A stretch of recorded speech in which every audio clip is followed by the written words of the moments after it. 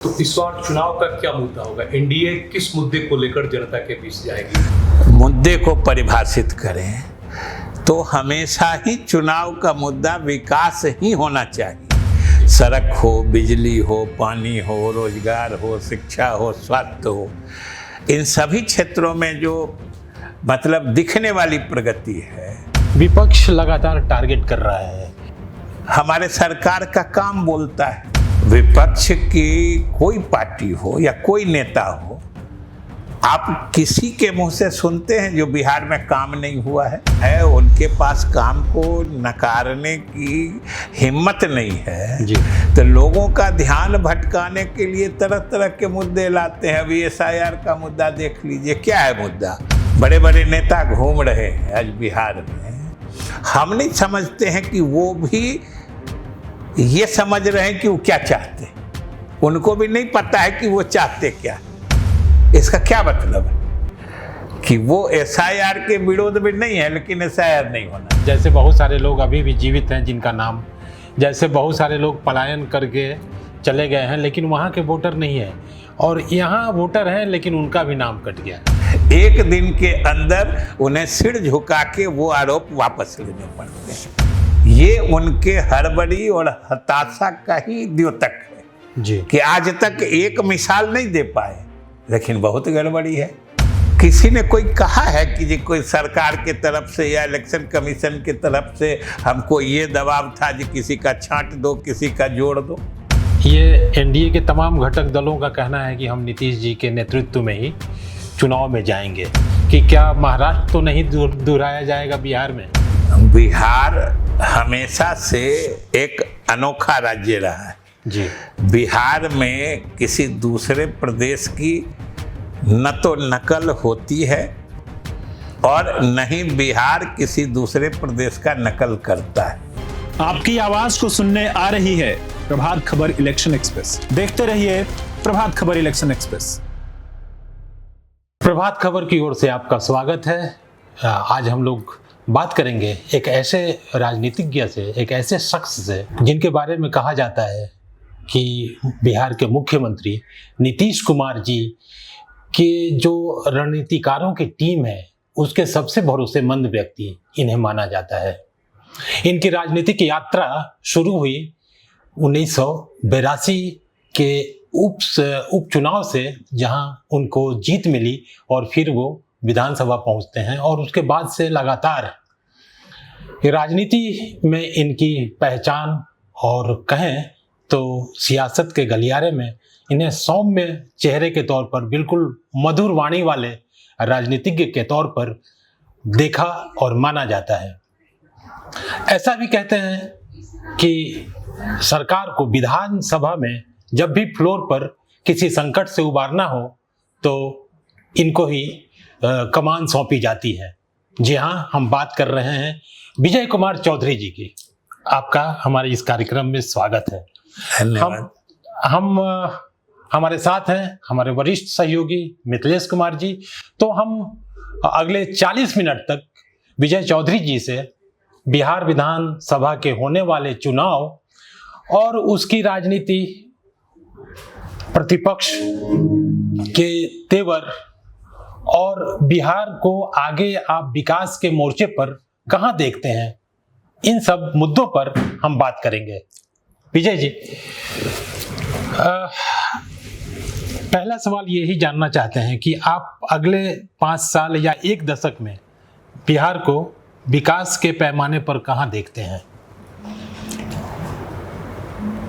अभी ही जो पिछले 20 वर्षों से जो नीतीश कुमार जी के नेतृत्व में एनडीए सरकार की उपलब्धियां रही हैं, और उसके बिना पर जो बिहार की हर क्षेत्र में उपलब्धियों के जो मानक हैं उस पर लगातार प्रदर्शन के हिसाब से बिहार ऊंचा और फिर ऊंचा स्थान ग्रहण करते जा रहा है।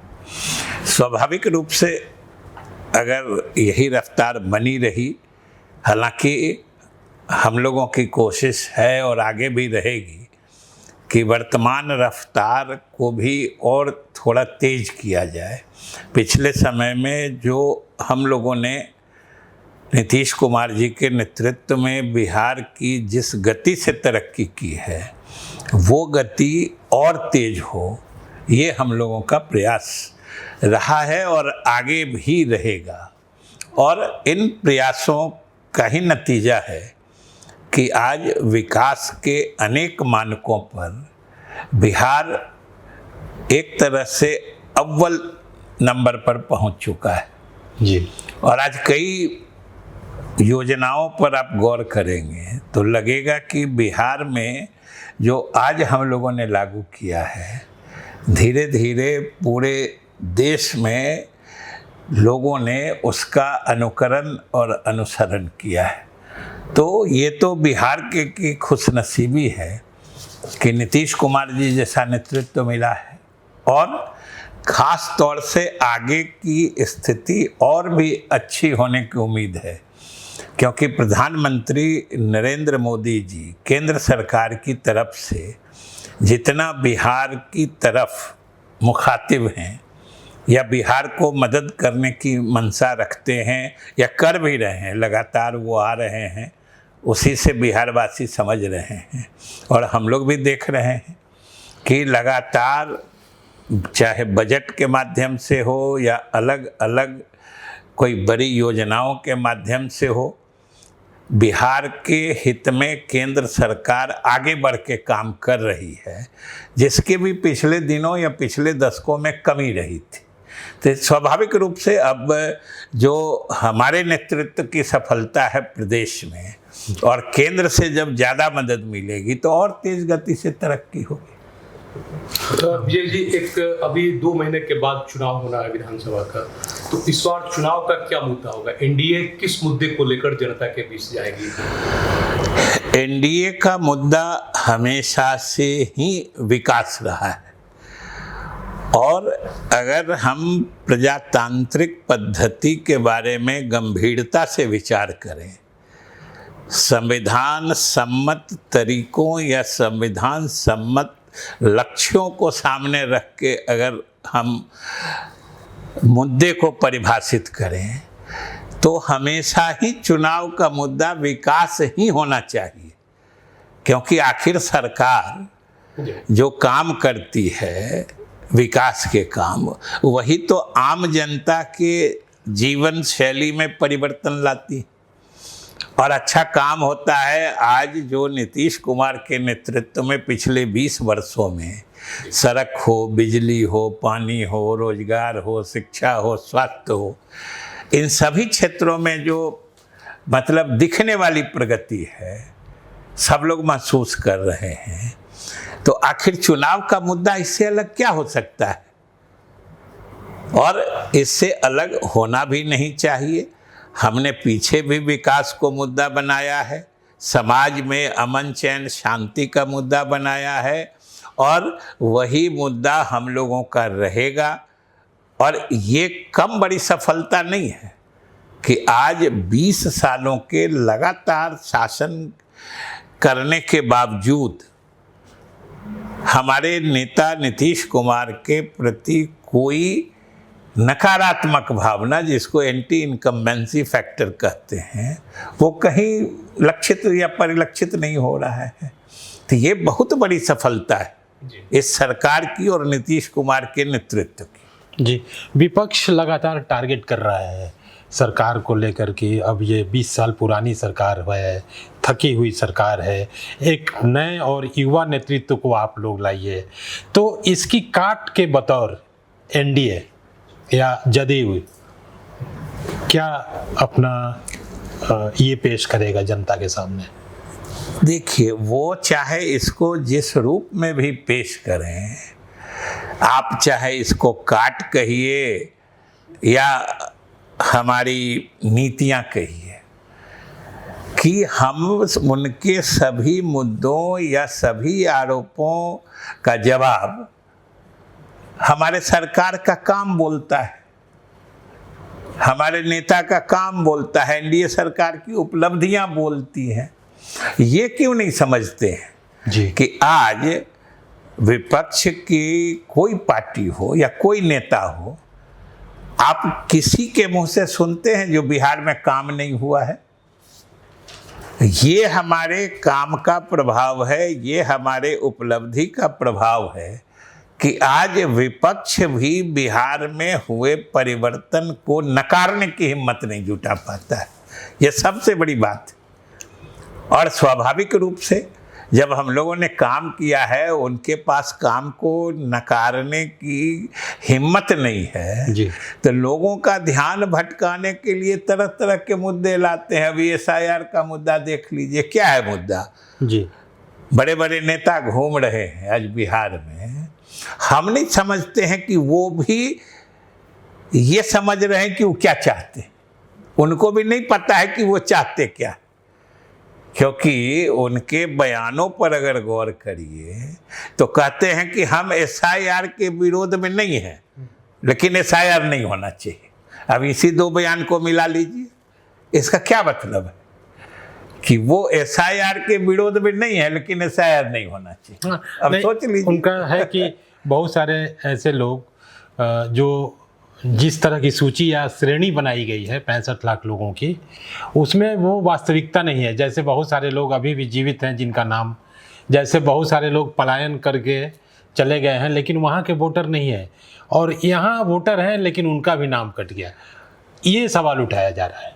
ये कोई एक बार की बात नहीं है जी। ये हर चुनाव से पहले मतदाता सूची का पुनरीक्षण होता है और एक बड़े अंतराल के बाद गहन पुनरीक्षण होता है। और इस बार अभी खास तौर से अभी जो समय चल रहा है, यानी 1 अगस्त से 1 सितंबर तक, तो जो ड्राफ्ट वोटर लिस्ट पब्लिश हुआ किया है तो उसने तो समय ही रखा है जी कि जो आपको जिसका छूट गया है उसके बारे में बता दीजिए, हम शामिल कर लेंगे।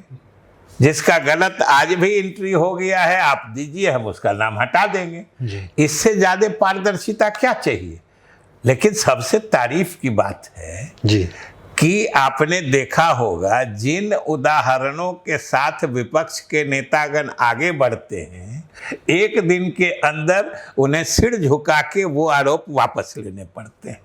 ये उनके हड़बड़ी और हताशा का ही द्योतक है जी कि आज तक एक मिसाल नहीं दे पाए, लेकिन बहुत गड़बड़ी है।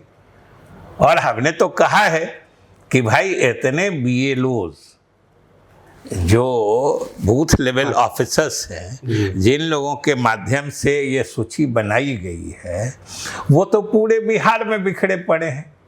किसी ने कोई कहा है कि जी कोई सरकार के तरफ से या इलेक्शन कमीशन की तरफ से हमको ये दबाव था जी किसी का छांट दो, किसी का जोड़ दो? अगर इस तरह की बात रहती तो कहीं से तो आवाज आती।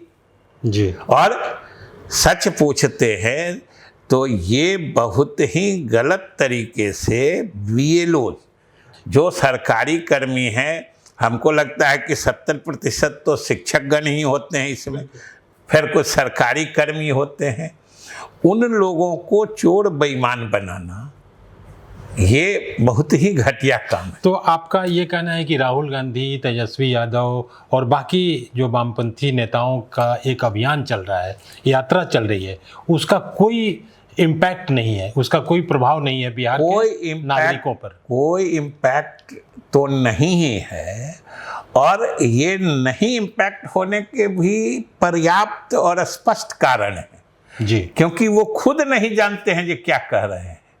हमने कहा ना कि वो कहते हैं, इलेक्शन कमीशन रोज कह रहा है कि आप दीजिए, किसका छूट गया है भर के दीजिए, हम जोड़ देंगे, किसका गलत नाम चढ़ा हुआ है आप दीजिए, हम हटा देते हैं। इसके बाद और क्या चाहिए जी? वो भी नहीं देंगे लेकिन कहेंगे गड़बड़ है जी। लौट कर आते हैं एनडीए की राजनीति पर। ये एनडीए के तमाम घटक दलों का कहना है कि हम नीतीश जी के नेतृत्व में ही चुनाव में जाएंगे। उसके बाद क्या महाराष्ट्र की तरह कुछ ऐसी, चूँकि लोगों में इस तरह के सवाल भी आते हैं, आशंकाएं भी जाहिर की जाती हैं कि क्या महाराष्ट्र तो नहीं दोहराया जाएगा बिहार में? बिहार हमेशा से एक अनोखा राज्य रहा है जी।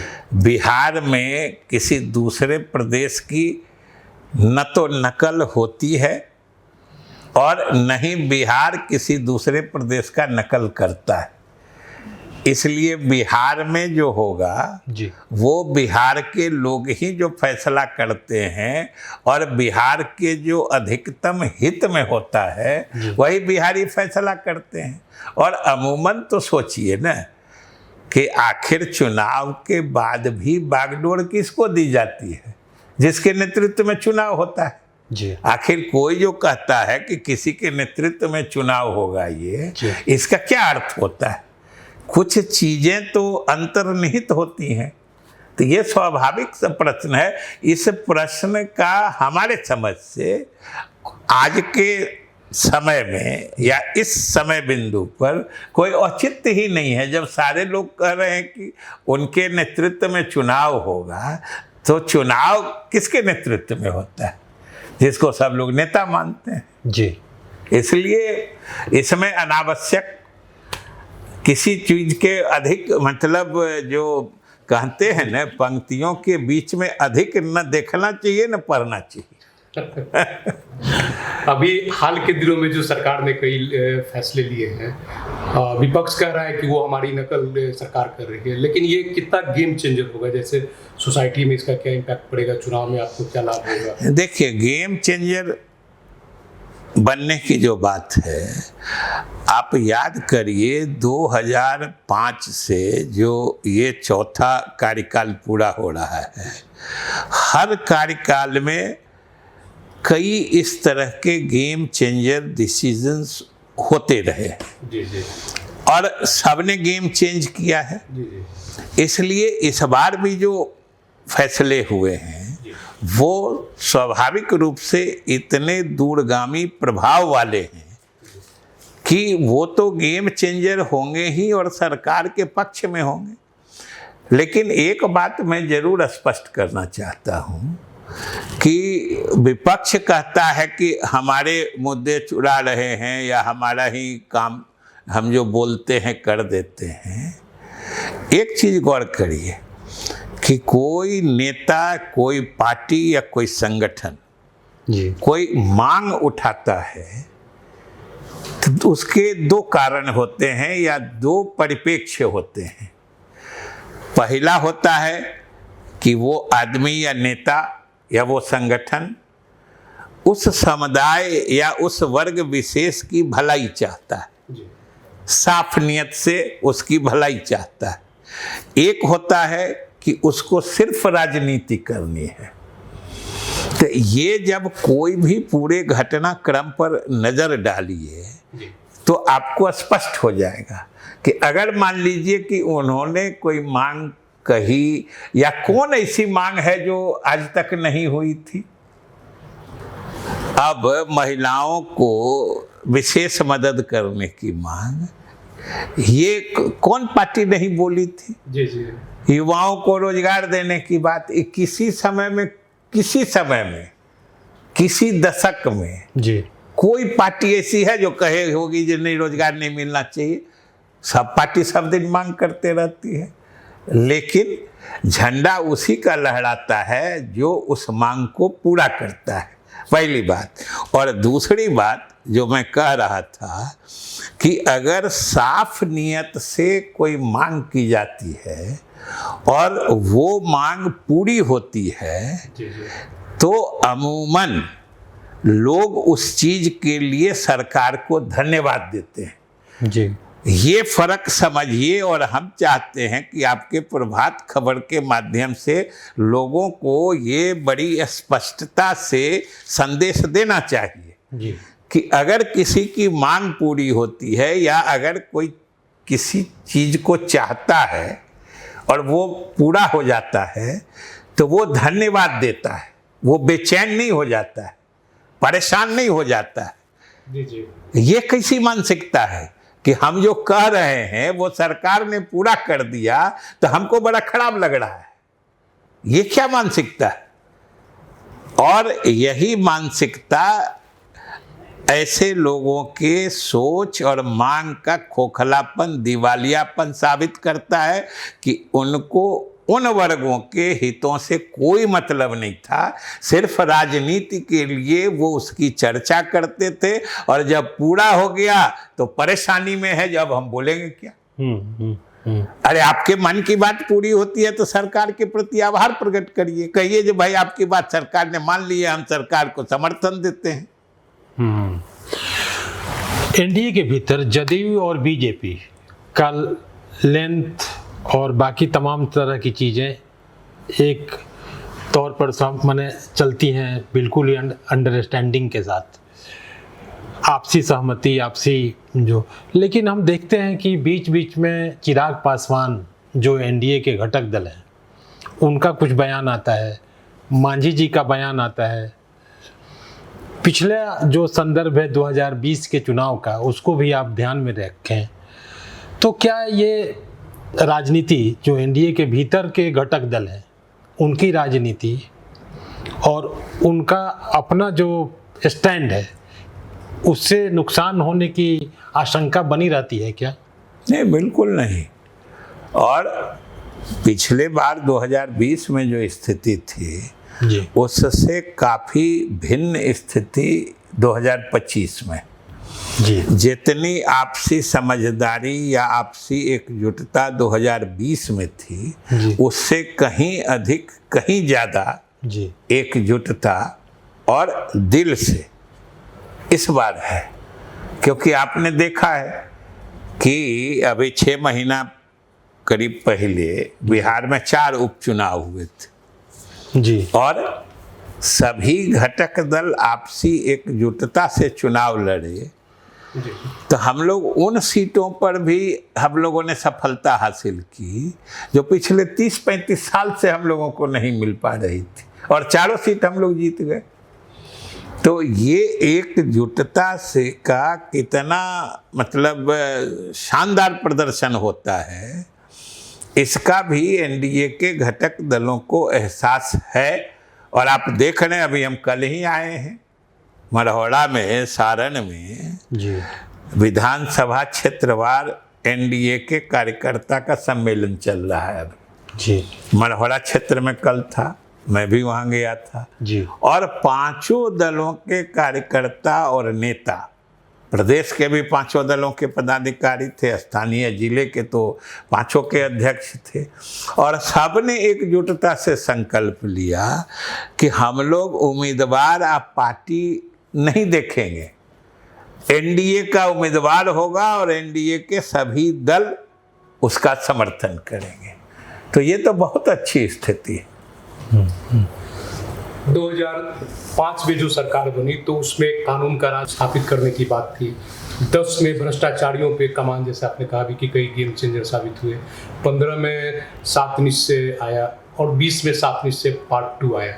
25 में क्या आया? 25 के आगे तो हम लोगों ने, मुख्यमंत्री जी ने घोषणा कर दी है कि युवाओं को आगे बढ़ाना ये पहली प्राथमिकता होगी, और लगभग 1 करोड़ युवाओं को सरकारी नौकरी एवं रोजगार दिया जाएगा, ये पहली प्राथमिकता होगी। दूसरी प्राथमिकता कि जो पिछले 20 वर्षों की उपलब्धियां हैं, ये और कैसे मैंने इनको स्थायित्व दिया जाए, या इस आधार पर इन क्षेत्रों में बिहार के लोगों को और क्या सुविधाएं प्रदान की जा सकती हैं, हम लोग उस क्षेत्र में काम करेंगे।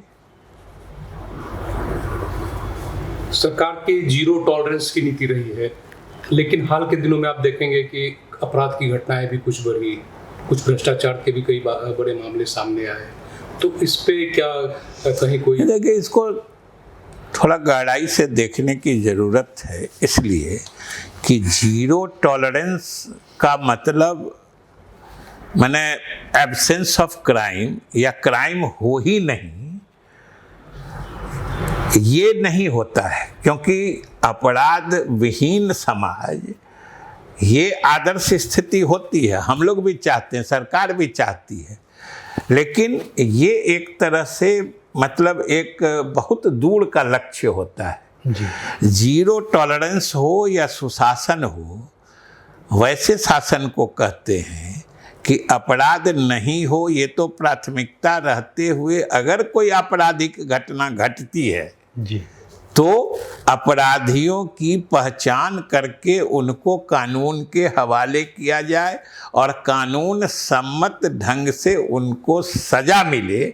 जी यही जीरो टॉलरेंस की नीति होती है। जो अगर कोई अपराध किया है तो उसको सजा मिलेगी, यही ना जीरो टॉलरेंस है। और वो चल रहा है। जो हाल की ही घटनाएं आपने कही हैं, देखे हैं आप ही लोगों ने देखा है कि पुलिस कितने मुस्तैदी से काम कर रही है। अपराधियों की न सिर्फ पहचान हुई है बल्कि कई मामलों में इनकाउंटर्स भी हुए हैं जिसमें वो घायल भी हुए हैं, पकड़े भी गए हैं। कोई भी केस माने अनअर्थड नहीं रहता है, मतलब बिना उसकी इन्वेस्टिगेशन अनुसंधान में सभी केस अंतिम परिणति तक पहुंचकर अपराधियों की पहचान कर उनको कानून के हवाले सुपुर्द किया जाता है और उनको कानून सम्मत सजा मिलती है। यही जीरो टॉलरेंस होता है। चुनाव के पहले घटक दलों के बीच एक चीज को लेकर बड़ी चर्चा होती है और वो है टिकट बंटवारे का। सबकी अपनी अपनी दावेदारी रहती है, सबकी अपनी दलीलें होती हैं कि हमको ज़्यादा से ज़्यादा चाहिए। पिछले चुनाव में हम लोगों ने देखा कि जिस हिसाब से जदयू और भाजपा के बीच सीटों का बंटवारा हुआ, उसके घटक दलों की मांग अभी से ही, बाकी घटक दलों की मांग उससे कहीं ज़्यादा है। तो इसका समाधान, इसका रास्ता कितना बेहतर तरीके से आप लोग निकाल पाएंगे? हमने अभी कहा ना कि हमारे घटक दलों के बीच आपसी समझदारी का स्तर ऊंचा हुआ है। अच्छा। स्वाभाविक रूप से जब समझदारी जितनी गहरी होती है उतना ही आसान से समस्या का समाधान होता है। और आपने ठीक ही कहा कि हर दल चाहता है अधिक से अधिक सीट पर हम चुनाव लड़ें और अंत में सभी दल जो गठबंधन की भावना होती है, गठबंधन धर्म का पालन करते हुए एक व्यवहारिक निर्णय पर पहुंचते हैं और समाधान हो जाता है जी। और उसमें भी जो अभी बातचीत तो शुरू भी नहीं हुई है, जब भी बातचीत होगी तो उसके 3 चरण होते हैं। पहले में तो संख्या तय होती है, जो कितने संख्या कौन लड़ेंगे। फिर उन संख्या के परिप्रेक्ष्य में सीट तय होते हैं, जो उन संख्या के हिसाब से किस सीट पर कौन पार्टी लड़ेगी। और जब पार्टियों को जिन सीटों पर चुनाव लड़ना है वो तय हो जाता है, तब संबंधित पार्टी अपने अपने सीट पर उम्मीदवार तय करती है जी। तो ये तो एक माने जिसको कहिए कि स्थापित और निर्धारित प्रक्रिया है जी, जो होगी समय पर। तो आप लोग अब चुनाव में जाने की तैयारी है, सभी दल चुनाव में जाने की तैयारी कर रहे हैं। और आपने जैसा कल मढ़ौरा में आपकी मीटिंग हुई एनडीए की, तो क्या आपको लगता है जो बिहार के समाज की धड़कन है उसमें क्या आपका अनुमान है, जदयू को और एनडीए को कितनी सीटें मिलने का आप अनुमान लगाते हैं? देखिए, सीट की संख्या तो मैंने अब हम उतने अपने को पक्का सेफोलॉजिस्ट या इस शास्त्र का ज्ञाता हम नहीं मानते हैं। ये चौथा 20 साल मैंने 4 चुनाव हम लोग जीते हैं। इस बार हमको पिछले सभी चुनावों से बेहतर स्थिति दिखती है। अच्छा, सभी चुनावों से 2010 से 10 से भी। तो आप तो बहुत बड़ी मैंने एक तरह से अनुमान लगा रहे हैं जो दिखती है जी। अब जो दिखती है वो तो ईमानदारी से आपको बताने पड़ेगा। जी जी जी। एक चीज़ और जानना चाह रहे थे कि जैसे अभी एक पार्टी, नई पार्टी, नवोदित पार्टी प्रशांत किशोर जन सुराज, काफ़ी वो सक्रियता के साथ वो पूरे बिहार में घूम रहे हैं, सभी लोग घूम रहे हैं, सभी पार्टियों को ले। उनका खास तौर से जिक्र इसलिए कि वो एक नवोदित पार्टी के तौर पर आई है हमारे बिहार में। तो क्या उनकी भूमिका क्या लगता है आपको कि देखिए, इसमें किसी अलग अलग पार्टियों की भूमिका का प्रश्न नहीं है। वो नए लोग भी नहीं हैं। जी फर्क इतना है कि पहले दूसरी पार्टियों के लिए रणनीति बनाते थे, जी अब अपने लिए बना रहे हैं। जी तो अंत में ये जान लीजिए कि रणनीति कोई बनाए, जी कितनों विशेषज्ञ बनाए और किसी पार्टी के लिए बनाए, अंत में फैसला तो जनता ही करती है। जी और जनता का जो मूड हमने देखा है वो हमने आपको बता दिया है। तो इसलिए ये अलग अलग पार्टी के बारे में या उनके अभियान विशेषज्ञता के बारे में बात करने का ये अवसर या अभी कोई ज़रूरत नहीं है। कहने जो कोई कितनों विशिष्टता से चुनाव अभियान चला है, अंत में जनता के फैसले करने का उसका अपना तौर तरीका और अपना मापदंड होता है। जी जी ये जैसे आपने कहा कि 2010 से भी बेहतर स्थिति आपको दिख रही है या पार्टी को दिख रही है, इस चुनाव का असर क्या इसके बाद केंद्र की जो मौजूदा सरकार है उस पर भी कोई सेहत पे पड़ने वाला है या पर? केंद्र की सरकार तो मजबूती से चल रही है और इस चुनाव के परिणाम जो आने के आसार हैं तो केंद्र सरकार भी और ज़्यादा मजबूत हो जाएगी। बिहार में अच्छे बहुमत से सरकार बनेगी, बिहार के परिणाम से केंद्र और मजबूत होगा। और मजबूत होगा। अच्छा, मुख्यमंत्री नीतीश कुमार जी 20 साल से सत्ता पे हैं, मतलब शासन बिहार की बागडोर संभाल रहे हैं। कोई ऐसा काम लगता है कि अभी भी वो छूट गया है जिसमें 20 सालों में जितना काम उन्होंने किया है, कीर्तिमान विकास का स्थापित किए हैं, इसके बाद भी कोई ऐसा काम लग रहा हो कि आपकी सरकार को और करना चाहिए, ये काम भी बाकी है, रह गया है? देखिए, काम और विकास की जहाँ तक बात है ना, उसमें छूटने वाली बात नहीं होती है। विकास ऐसी चीज है कि आप विकास के जिस स्तर पर, जिस ऊंचाई पर पहुंचते हैं या जिस ऊंचाई को हासिल करते हैं, फिर उस ऊंचाई पर पहुंचने के बाद आपको नए लक्ष्य नजर आने लगते हैं। वो लक्ष्य अभी से दिखते नहीं है, या कोई ऐसी बात नहीं होती है जो हम आज समझ रहे हैं और उसको नहीं कर रहे हैं या छूट रहा है। वो विकास के किस स्तर पर हम पहुँचे हैं और कहाँ तक आगे हम अचीवेबल, मतलब हासिल करने योग्य मानते हैं जी। तो उस हिसाब से लक्ष्य निर्धारित करते हैं। और स्वाभाविक रूप से जैसे हमारी मतलब संसाधन हमारे बढ़ रहे हैं, बजट का आकार बढ़ रहा है, तो वैसे वैसे अलग अलग योजनाओं को क्रियान्वित करने की हमारी क्षमता भी बढ़ती है। जी, जो आज नहीं भी लग रहा है, जो हमारे दायरे में नहीं है, कल वो दिखने लगता है, तो स्वाभाविक रूप से फिर हम उधर बढ़ते हैं। जी। तो ये अनवरत प्रक्रिया है। जदयू का जो सामाजिक आधार है रहा है, और उसमें खास तौर से एक सामाजिक आधार के अलावा जो एक और आधार है, आप महिलाओं के बारे में कहा जाता है कि उनका रुझान जदयू की ओर काफ़ी रहा है। तो इस चुनाव में और कौन ऐड ऑन हो रहा है और कौन, किसको आप देख रहे हैं कि वो आधार जुड़ रहा है? ये जिस आधार की बात आप कह रहे हैं जी, तो ये उन आधारों में से एक है जो ज़्यादा मजबूती से या ज़्यादा एकजुटता से साथ है। जी, अगर इससे अलग भी देखिएगा सामाजिक हिस्से को, तो कोई ऐसा हिस्सा नहीं है जो हम लोगों से अलग रहता है। जिनको आप उधर भी मानते हैं, वहाँ से भी देखिएगा कि उनके गढ़ के इलाके में सबसे अधिक सीट के हम ही लोग जीत के आते हैं। तो जहाँ तक महिलाओं की बात है, तो उनका रुझान या उनका झुकाव जो जदयू या जदयू के साथ एनडीए की तरफ है, तो वो अकारण थोड़े है। चूँकि मुख्यमंत्री ने उनके लिए ऐसे ऐसे काम किए हैं, ऐसी योजनाओं को लागू किया है जो आज पूरे देश ही नहीं पूरे विश्व में चर्चित है। जी। पूरे देश में मैंने उसका अनुकरण किया जा रहा है।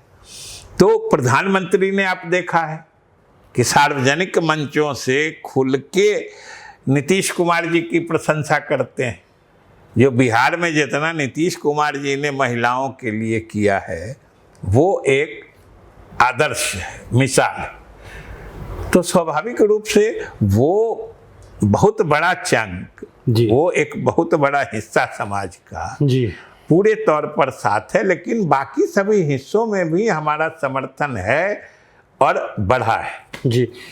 एक और मुद्दा जो बार बार उठाया जा रहा है या उठ रहा है, जैसे पलायन का एक मामला है, रोजगार का एक मामला है, शिक्षा को लेकर भी कई तरह के सवाल उठ रहे हैं कि यहाँ गुणवत्तापूर्ण, चूँकि आप शिक्षा मंत्री भी रहे हैं, तो यह सवाल, यह जो विपक्ष के आरोप हैं, ये लोगों को किस हद तक अपील कर पाएगा, जो कि एक बड़े समुदाय को क्या अपील करने में समर्थ हो पाएगा?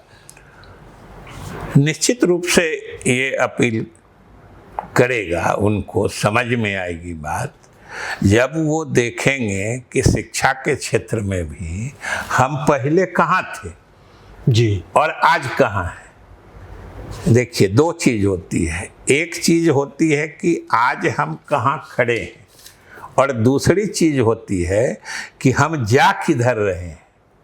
जी। तो इसलिए आज हम जहाँ खड़े हैं तो पूरे देश में अलग अलग राज्यों को या राष्ट्रीय औसत के हिसाब से देखिएगा तो आपको भले लगेगा कि हम उस स्तर तक नहीं पहुंच पाए हैं, लेकिन वहीं जब आप बिहार के ही पिछले रिकॉर्ड को देखिएगा तो आपको उन क्षेत्रों में भी लगेगा कि हम बहुत तेज़ी से आगे बढ़े हैं। जी। भले हम अभी राष्ट्रीय औसत से थोड़े दूर हैं, लेकिन हम राष्ट्रीय औसत के बहुत तेजी से करीब पहुंच रहे हैं, और यही बहुत बड़ी उपलब्धि होती है जी कि हम बढ़ रहे हैं राष्ट्रीय औसत, और कुछ मामले में तो हम अब राष्ट्रीय औसत से भी आगे बढ़ रहे हैं। जी। ये बहुत बड़ी उपलब्धि है। जी।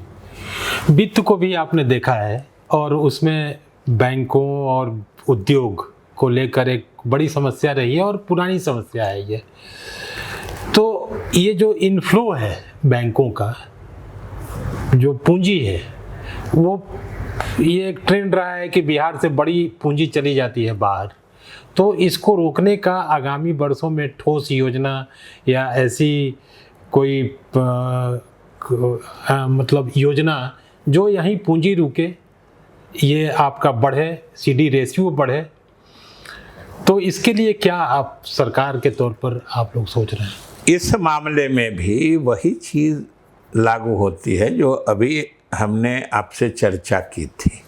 CD रेशियो की भी जो बात है जी, आज से 15-20 साल पहले जो CD रेशियो हुआ करता था बिहार में, आज वो लगभग डबल हो गया है। और CD रेशियो पहले की तुलना में बहुत अच्छा हुआ है। और एक तरह से उसके दो पहलू होते हैं, एक तो बैंकों का झुकाव होता है, और दूसरा जो स्थानीय उद्यमिता का विकास होता है। तो ये दोनों फ्रंट पर जब साथ साथ बिहार में काम हो रहा है, जब बैंकों पर भी दबाव है कि आप यहाँ मतलब एडवांसेस कीजिए, लोगों को सहायता करिए, ऋण उपलब्ध कराइए, और बिहार के लोगों में भी जो एक उद्यमिता की भावना होती है, उनको उसका इकोसिस्टम अवेलेबल करा के जी, उनको हर तरह की मदद करके जो एक माहौल बन रहा है, उससे बिहारी लोग भी काफ़ी आगे बढ़ रहे हैं। कितने स्टार्टअप्स खुल रहे हैं, बन रहे हैं, चल रहे हैं, और बिहार के लोग भी अपनी पूंजी लगाकर आगे बढ़ रहे हैं। बैंकों को भी मदद करने के लिए बाध्य भी किया जा रहा है, और इस तरीके से उद्यमिता का तो विकास हो ही रहा है, और CD रेशियो भी काफ़ी सुधार हो रहा है। हाँ मिथिलेश जी। ये बिहार भारतीय जनता पार्टी देश की राष्ट्रीय पार्टी है, बड़ी पार्टी है, लेकिन बिहार में जदयू बड़े भाई की भूमिका में है। इस बार जो सीटों का बंटवारा होगा, हम लोग देखते आए हैं कि 2005 उसके पहले भी जदयू सीटों की संख्या में बड़े भाई की भूमिका में 2-4 अधिक सीट मिलती रही है। इस बार देखिए, ये हम लोगों का बेसिक अंडरस्टैंडिंग है, खासतौर से बीजेपी के साथ, कि जो हम लोगों के गठबंधन या समझदारी का आधार पीछे रहा है वही आगे भी रहेगा। जी, मतलब जदयू बड़े भाई की भूमिका में बिहार में रहेगा। इसको छोटे भाई बड़े भाई क्या बनाना है? हमने यही कहा कि जो समझदारी का आधार पीछे रहा है आगे भी वही रहेगा। जी। आपको विपक्ष दावा कर रहा है, खासकर तेजस्वी यादव दावा कर रहे हैं कि हमारी सरकार बनेगी, उस दावे को आप कैसे देखते हैं? देखिए, हम लोग तो कभी उम्मीद भी नहीं करते हैं ना कि वो कहेंगे कि नहीं आप ही की सरकार बन रही है, और वो किसी को भी नहीं कह सकते हैं जो हमारी सरकार किसी हालत में नहीं बनेगी। जो उनको भी दिख रहा है, समझ में आ रहा है। आखिर समझिए कि विकास का मुद्दा नहीं उठा के रोजगार की बात बड़ा जोर से करते थे, अब वो भी मुद्दा छोड़ दिए। जब यहाँ के नौजवानों को भरपूर रोजगार मिलने लगा तो अब उनको वो मुद्दा भी नहीं लग रहा है। तो अब ये गहन पुनरीक्षण में बिना कोई एक उदाहरण दिए बिहार के लोगों को जो बरगलाने की कोशिश कर रहे हैं, ये तो अपने आप में एक प्रमाण देता है ना कि उनको अपने उपलब्धियों या अपनी नीतियों पर कोई भरोसा नहीं है। वो अब गलत फहमी, भ्रांति, भ्रमजाल फैलाकर ही लोगों का दोहन करना चाहते हैं। पिछले कई चुनावों से बिहार में एक ट्रेंड देखा गया है चुनाव को लेकर कि एक और एनडीए है, दूसरी ओर एक महागठबंधन, तीसरा कोण भी कोई उभरने की संभावना आप देख रहे हैं क्या? नहीं, बिल्कुल अभी तो कोई, अभी के चुनाव में तो कोई संभावना नहीं दिख नहीं रहा है। जी, कल जी, जो भी हो जी, अभी कुछ नहीं दिख रहा। जी। अब तक जदयू के चुनावी इतिहास में विजय कुमार चौधरी एक सफल मंत्री, एक सफल विधानसभा अध्यक्ष के रूप में अपनी भूमिका निभाते आए हैं। 2025 में आपकी भूमिका क्या, अपनी भूमिका आप कैसे देखते हैं? तो हमारी भूमिका हो या पार्टी में किसी दूसरे नेता की भूमिका हो, दो ही चीज़ होती है, या तो पार्टी तय करती है, नहीं तो नेता तय करते हैं। हमारे नेता हमारे लिए जो भूमिका तय कर देंगे वही हमारे लिए सामने होता है, और उसी काम को अपने भरसक, अपने ईमानदारी और बुद्धि विवेक से करना हमारी जिम्मेदारी होती है। एक निजी सवाल, आप बैंक की नौकरी छोड़कर राजनीति में आए, आपको क्या लगता है कि राजनीति या बैंक की नौकरी, दोनों में से आपके मस्तिष्क के ख्याल से कौन संतोषप्रद लगता है? नहीं, देखिए, ये तुलना तो तब होती है जब कोई साम्यता हो, जी, जब कोई दोनों में कुछ कॉमन चीज हो। जी, दोनों चीज ही अलग है। जी। और हमसे पूछते हैं तो ये तो किसी भी व्यक्ति के फैसले पे निर्भर करता है। जी, बिल्कुल। अगर फैसला जिस वक्त नौकरी करने का था तो नौकरी भी अच्छी लगती थी। जी। जब अवसर मिला, क्योंकि राजनीति में ये जान लीजिए, अवसर मिलना ये सबसे बड़ी चीज होती है। वरना हम ये भी मानते हैं कि बहुत सारे हमारे बहुत ही गंभीर समाज सेवा का व्रत लिए हुए जो राजनीतिक कार्यकर्ता हैं, जी, जी, बिल्कुल, उनको अवसर ही नहीं उपलब्ध हो पाता है। इस माने में ये ईश्वर की कृपा होती है कि किसी को अवसर मिल जाता है। तो हम तो जब अवसर मिला वो ईश्वर ने उपलब्ध कराया, लोगों का आशीर्वाद मिला, हम अपने बुद्धि विवेक से सेवा कर रहे हैं। जी, सेवा कर रहे हैं। चलिए, 1982 से अपनी राजनीतिक यात्रा शुरू कर बिहार विधानसभा के स्पीकर, कई विभागों के मंत्री, सिंचाई विभाग में तो हैं ही, सूचना जनसंपर्क विभाग के मंत्री रहे, शिक्षा विभाग इनके पास रहा, वित्त विभाग भी इन्होंने देखा, संसदीय कार्य और शिक्षा माफ करेंगे सिंचाई विभाग के मौजूदा मंत्री विजय कुमार चौधरी जी से अभी हम लोग बात कर रहे थे। हम फिर अगले एपिसोड में किन्हीं और राजनीतिज्ञ सियासतदान से आपकी मुलाकात कराएंगे। तब तक आप हमें और हमारे सहयोगी मिथिलेश कुमार जी को दीजिए इजाज़त। आपका बहुत बहुत स्वागत है। बहुत धन्यवाद। प्रभातखबर.com, विश्वास वही, रफ्तार नहीं।